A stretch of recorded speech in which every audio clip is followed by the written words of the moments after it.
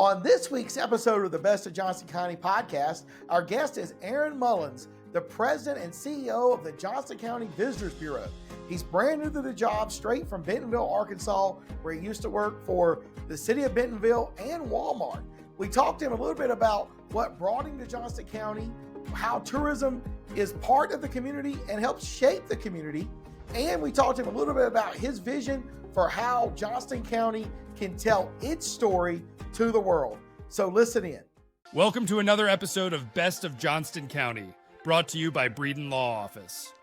Our host, Jonathan Breeden, an experienced family lawyer with a deep connection to the community, is ready to take you on a journey through the area that he has called home for over 20 years. Whether it's a deep dive into the love locals have for the county or unraveling the complexities of family law, Best of Johnston County presents an authentic slice of this unique community. Hello, and welcome to another edition of the Best of Johnston County podcast. I'm your host, Jonathan Breeden, and on today's episode, we have Aaron Mullins, the brand new president and CEO of the Johnston County Visitors Bureau. He came to Johnston County and he started this job, I think, at the end of July. So he came from Bentonville, Arkansas. We're going to talk to him a little bit about his journey into tourism, his journey from North Carolina to Arkansas, back to North Carolina, and some of the tourism spots in Johnston County that you might not be aware of. I personally enjoy Bentonville Battleground and some of the other great locations we hear. David Gardner Museum, I think that's kind of neat. Maybe I'm an old soul. So anyway, talk to him a little bit about that and his vision of how he wants to see the dynamics of tourism and Johnston County be marketed moving forward. But before we get to that, I'd like to ask you to like, follow, and subscribe to this podcast wherever you see it, whether it be on Apple, Spotify, YouTube, TikTok, LinkedIn, Instagram, or any of the other social media channels of the Best of Johnston County podcast. The Best of Johnston County podcast comes out every single Monday and has now for 2 years. So go back and listen to some of our previous episodes, including most of the county commissioners, then candidate Brad Knott, now Congressman Brad Knott. We've had the county manager, Rick Hester. Recently, we had Adrian O'Neill, the county parks director, for a second time, updating us on the parks. So go back and listen to some of those. If you love Johnston County as much as I do, this is the podcast for you. Welcome, Aaron. Jonathan, thank you. It's wonderful to be here. Well, I appreciate it. I know we've been talking before we got started, and I was telling you all the things I wanted you to do, and you were like, I just came to record a podcast. Like I didn't know you were going to get told all this stuff. I've got a list to go back. You now have a list of all the things that I would like to see happen for Cleveland, because I am Cleveland's biggest cheerleader. Yes, you are. So the de facto mayor of Cleveland, I am. So anyway, state your name and what you do.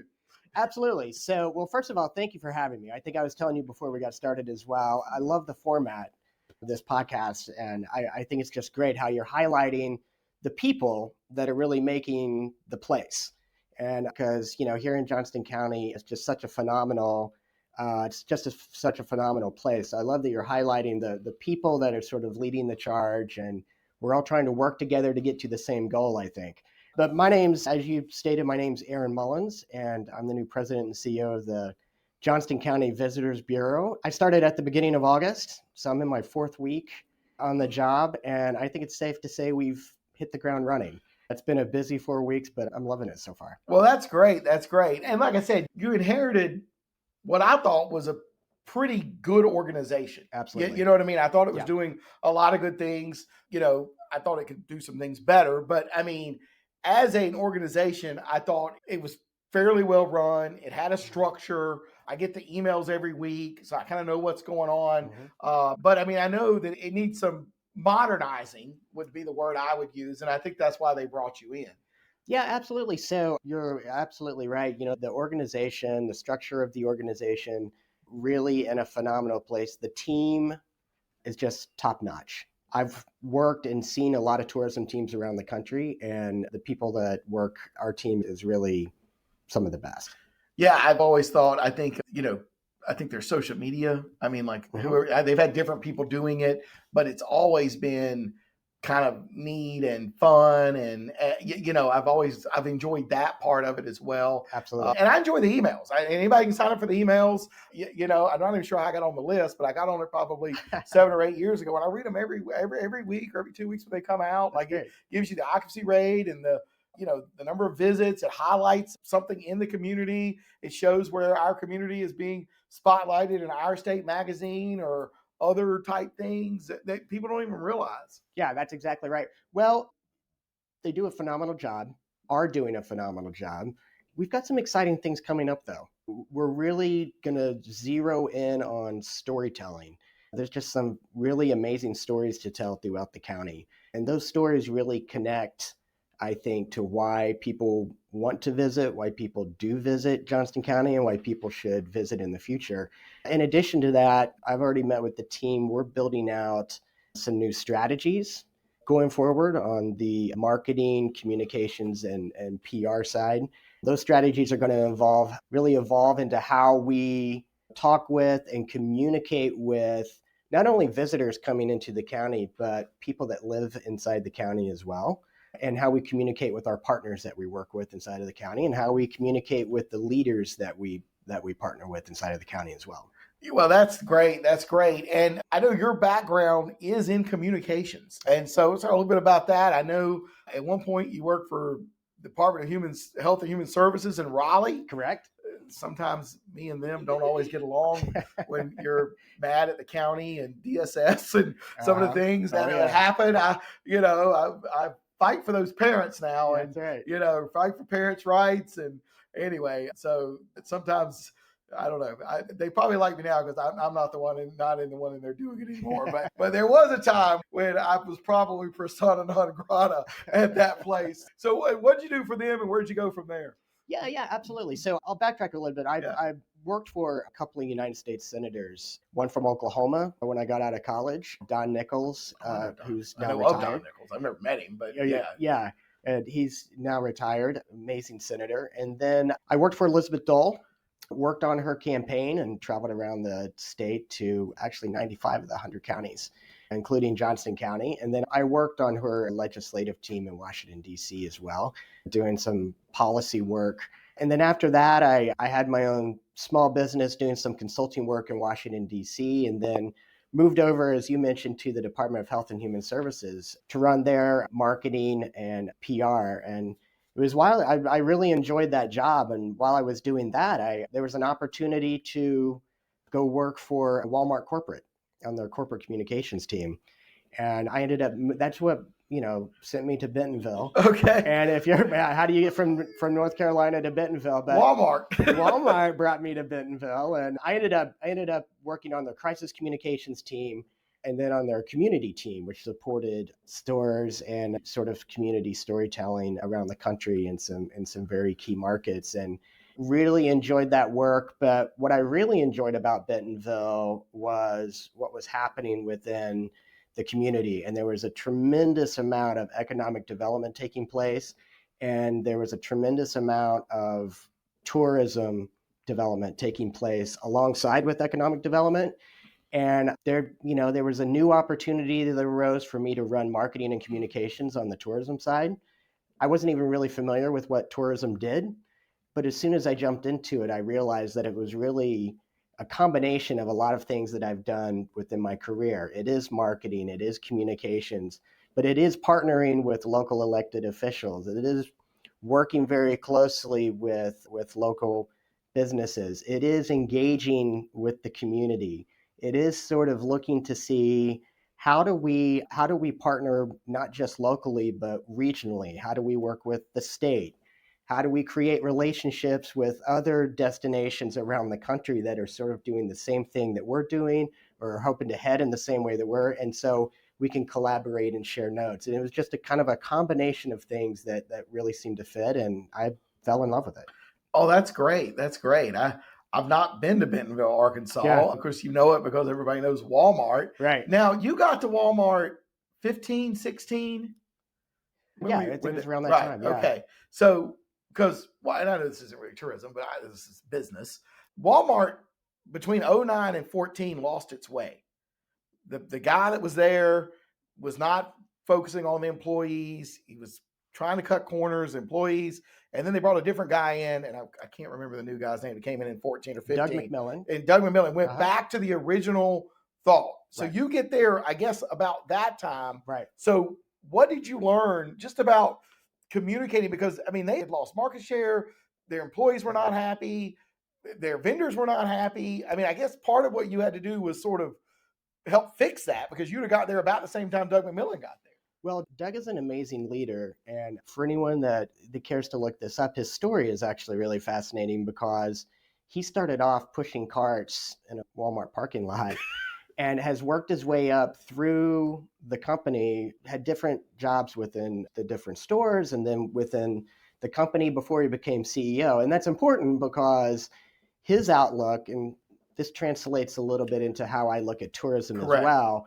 His outlook on how to run the company is understanding how things work, the nuts and bolts of how things work in the retail business. He wants to know what's going on in his stores with the associates that work in the stores, obviously wants to know what's going on with the customers and wants to stay as close to that as possible. And he does that brilliantly.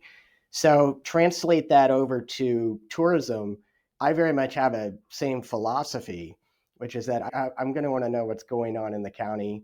I want to partner really close and know what's going on with our partners, with our elected leaders, with local businesses as well. And that helps inform strategies that we put together and plans that we put together. And also those types of partnerships, I think, are extremely important because if we're all rowing in the same direction, it strengthens tourism, it creates community pride. And when people come here and visit, they sense that and they feel that. It's not that they're being marketed to, it's that they've come to a place that people love living here. People love going out and enjoying the experiences here that they're going to enjoy. And that really translates in a big way. Have you had a chance to visit some of the tourism sites that we have around the county? I've been on the job for 4 weeks. So Right. I've had a chance to visit few, but I've got a list of many more. And I'll tell you, I've had a chance to visit a few of the sites, but what I've really been doing is trying to get out and meet with folks. I've already started meeting with a lot of the mayors around the county, chamber leaders, hoteliers. Been meeting with a lot of hoteliers. Obviously, we'll get into that, but we're funded by lodging tax throughout the county, and not only meeting with these folks, but making sure that I'm listening and understanding what's working, what's not working, what are some of the opportunities we can collaborate on moving forward. Well, that's great. That's great. And before we started this, I was like, you're going to take me around. I want to take you around, but the other thing is I want there to be more for our hotels here at 4042 Veterans Parkway, more promotion, more cross-working. I felt like our hotels kind of got left out of some of the stuff. Smithfield, everybody, your office is right behind all the hotels in Smithfield on 95, right. But I don't think that our hotels maybe got the attention that they should have gotten. That's just my opinion. I would think that the hotelers would probably agree with that, but it is what it is. It's a new day, and we're going to make sure you try to get a chance to meet them and talk about what their needs are. They're all great, and even though we have a lot of hotels, there's really only like 2 owners. Yeah. I think there's really about 2 people own just about all the hotels here. Right, so right. They've sort of been consolidating. Nice people. So anyway, are you funded by? Is there a restaurant tax? It's not. So where I came from in Bentonville, Arkansas, was a combination of restaurant tax and lodging tax. Which they have in Raleigh. Which they haven't, and they have in Raleigh. Okay. I think. Here in Johnston County, it's lodging tax. So we're funded by 3% of lodging tax across the county. And just to be specific, because sometimes people will get that confused, it's not tax that's coming from the hotels themselves. That's the tax that's being passed through from the customers that are actually purchasing the room. So that's coming directly from people paying for the rooms. So we get funded by 3% of those taxes. And then in addition, we have 6 towns within the county that have elected to use an additional 2% of their lodging tax for specific promotion about their town specifically that we work with them on as well. So in essence, we market the county as a whole, but then we work with, at this time, 6 of our towns specifically, where they want to leverage their 2% of their budgets for specific marketing, specifically for their towns. Well, that's great. I didn't realize that. You may not realize this, but the two hotels in Benson are fairly new. And it was a big deal to get that first hotel in Benson. We've been 5 or 6 years ago. And then that owner, I think, built the other one right next to it, right on I-95 at exit 81. And that was a big get for Benson. I mean, it was those are economic drivers, tax base. Those people stay there. They eat in the restaurants in Benson. Yeah. I mean, so I thought that was big. I don't think people think about, I travel all the time. I love to travel. I'm very fortunate. I get to go a lot of places around this world, but believe me, I pay the room tax wherever I go. And a lot of places is higher than it is here. So, but hotels are a big deal when it comes to, especially in small towns and stuff, to be able to get those. Clayton hadn't had hotels all that long. I mean, I would say maybe 10 or 12 years, it hasn't been that long since Clayton didn't really have any. So, we sort of take it for granted out here at 44-2. We've had them for 20 some odd years. We've got a lot more of them now, but it's not always a given that these towns have them. You know what I mean? And I don't know. I mean, I guess Bentonville had to have a lot because of Walmart and all the meetings and all that. Yeah, they had a few, but they're building more. And I think what's exciting is that we have more hotels on the way as well, and we're going to need more. But that also means that we need to be creating more experiences, year-round experiences for people to visit and spend the night in Johnston County. So that's going to be part of our charge. Well, that's cool. That's cool. For people that aren't listening, there is a brand new Home to Suites in Smithfield, right there off of I-95 at exit 95. I went to the ribbon cutting just a few weeks ago. Absolutely beautiful. Yeah. Just beautiful. Yeah. It's modern. It's got light. It's eco-friendly. I mean, it is as nice a hotel as I've been in a very long time. They also own the other hotel right in front of it, but they really went out of their way with that design and the windows and eco-friendly, and they just did a really nice job. So if somebody needs, that is a really nice hotel. That's the place, in Smithfield. Have family law questions? Need guidance to navigate legal challenges? The compassionate team at Breeden Law Office is here to help. Visit us at www.breedenfirm.com for practical advice, resources, or to book a consultation. Remember, when life gets messy, you don't have to face it alone. So one of your things is you have an expertise in telling place stories. What is a place story, and how would that work here? So place stories are many things, but really what it boils down to, it's the story about the people that live in a place. My experience has been that people relate to other people's stories and experiences. That's why I go back to this. In my mind, it's going to be into the Doug McMillan example, which is going to be so important to work closely with people within our county. I want our tourism office partnering not only with our elected officials and our tourism partners, but with other partners across the county as well. And so those stories that we tell, it's one thing to tell a story about maybe an attraction of some kind that people are like, well, that sounds like a fun thing to do. But what's the emotional connection that you're making? And that's the emotion. That's the story of place, when you have an emotional connection to it at some point. And from my experience, that emotional connection happens when you hear stories about specific people. For instance, business owners or attraction owners, or somebody who's sort of telling the story of the history of a place. Those are emotional connections that can really attract people. Well, and we've got you think about Bentonville, one of the last battles of the Civil War, and went on for 2 or 3 days. Right. And I think the war may have actually been over, but there was no way to tell them, and they continued to fight in March of 1865. There are a lot of stories there. They've done a nice job with that battlefield. It's one of the largest Civil War battlefields in the United States. Right. They continue to buy more land. There's a conservancy group there, and they buy up more of the land. And the hiking trail I haven't been on yet, but I'm excited. It's amazing. Sounds amazing. Right. And then they just completely redid Tobacco Farm Life Museum. It had been closed for a while. It reopened in July of 2025. Right. And it does a really good job.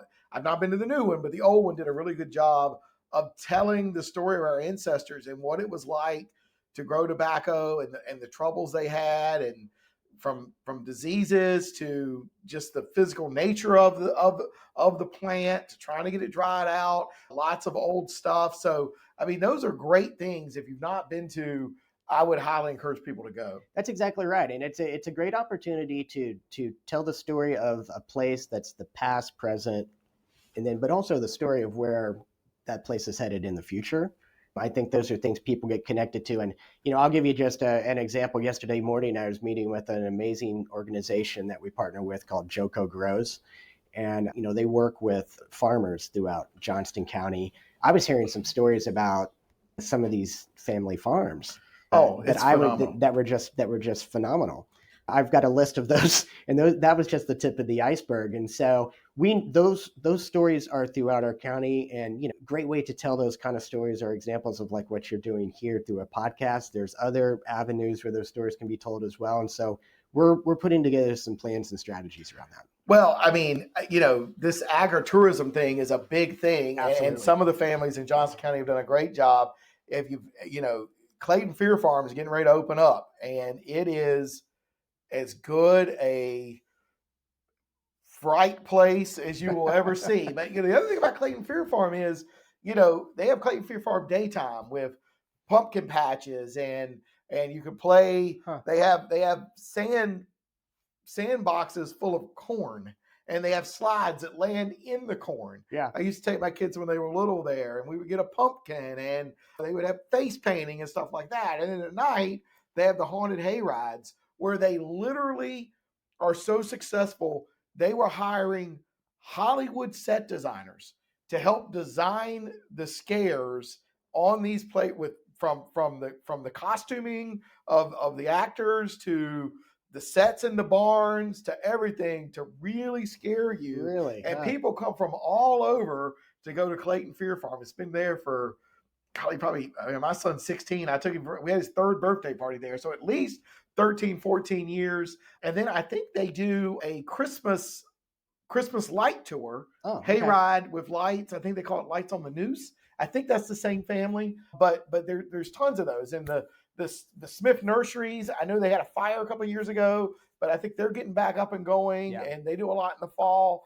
And I mean, there's just tons of these. Those are the ones that I know of that I've enjoyed going to over the years. And I think that's great. And I think it's great for these farmers. And I think we should do more to promote that. Absolutely. It's built into who we are as a county. And it's exciting as well, because one of the other things I do is I follow sort of tourism trends around the country. And there's several trends taking place right now. One is agritourism, where I think people are wanting to connect back to the places where their food is coming from. Another one is called town sizing, where a lot of people are they're like, we've experienced cities already. Where are the places off of the road we can take a road trip and go experience that are sort of off the map a little bit? Where we're located, as we all know, we're in a prime position for that. And so you think about all of the experiences, the cool experiences that people can have in Johnston County. It puts us in a really prime position from a tourism standpoint. Well, and we also have the Meadow Lights, which is awesome. Thousands and thousands. I don't know how many people go to Meadow Lights, but I would be shocked if it's not more than 50,000 people. I mean, Meadow Lights is a massive agritourism thing down in Meadow, outside of Benson, where the farmer, I forget his name, it might be Johnson, decided 30 years ago, he just started making Christmas lights, and he started putting up in one of his fields. And now it is one of the largest, Christmas light things in North Carolina. And it's in Meadow, and Meadow is really small, but it's in Johnston County. Yeah. And so many people go to the Meadow Lights and the candy store. You got an old-fashioned candy store there. It's open from the week before. I think it starts around Thanksgiving all the way to January 1st. Santa Claus is there every night. Hot cocoa. I mean, it's all the great traditions that you would have as a child. It doesn't cost very much. Doesn't cost anything to just go look at the lights. If you want to ride the train around the lights, it's like $3. I mean, it's phenomenal. Like we've got so much of that in Johnston County that I don't know if everybody's aware of it, but we really do. And we've done a decent job, but I do think the tourism board could do a better job.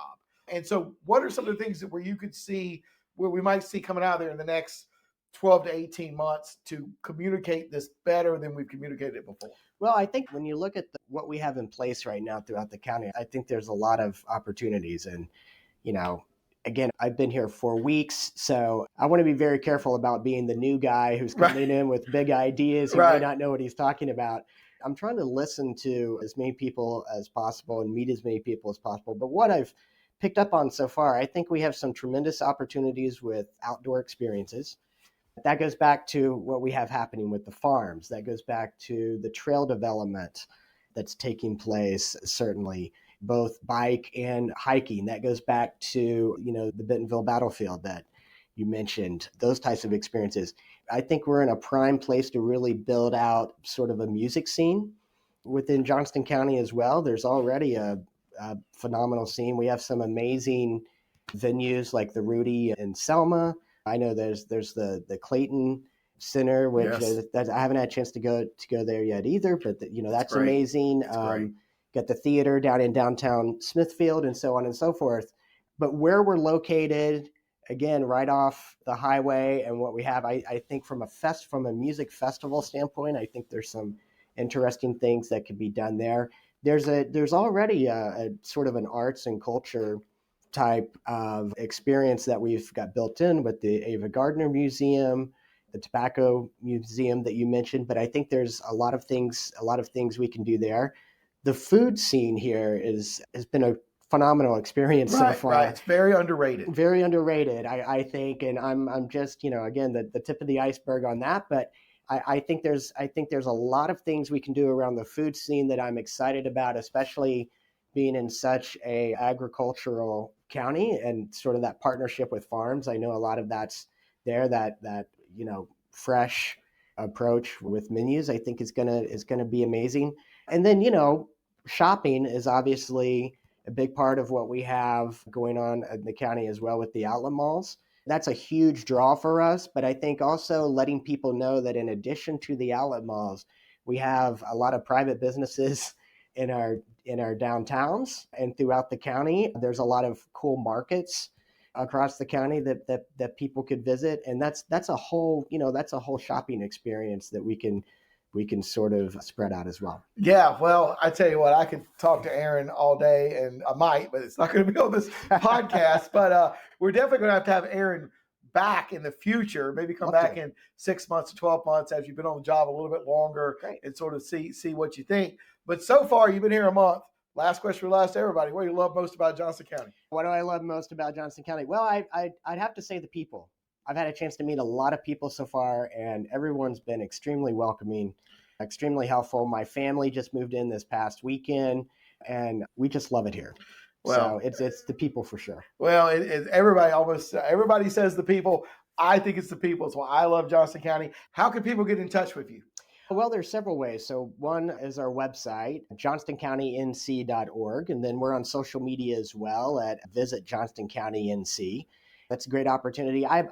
We're on Facebook, we're on Instagram, we're on LinkedIn, Twitter. I would also call out, though, our newsletter, which we have a lot of people from around the country that receive that newsletter, but also a lot of people within Johnston County. It kind of lets you know what's happening and what's coming up. And you can sign up for that newsletter on our website as well. Well, I get the newsletter and read it. I don't know if it's weekly or bi-weekly, but whenever it comes out, maybe it's monthly, but whenever it comes out, I read it. I've learned so much about the county and everything. They do a great job with the newsletter, and I would highly recommend the newsletter if you want to know what's going on in Johnston County, because it's really good. It's got pictures and videos, and I never read it and not learn something. So the team does an amazing job. I appreciate you saying that. And we've got some exciting things coming up with our newsletter as well. Well, that's awesome. That's awesome. Well, we'd like to thank Aaron Mullins, the new president and CEO of the Johnston County Tourism Bureau here for being our guest on the Best of Johnston County podcast.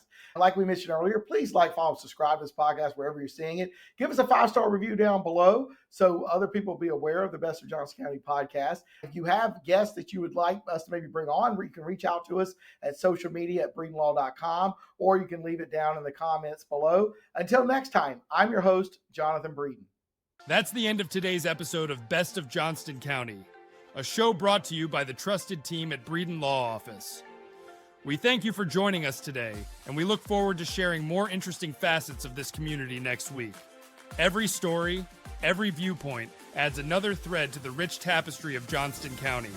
If the legal aspects highlighted raise some questions, help is just around the corner at www.breedenfirm.com.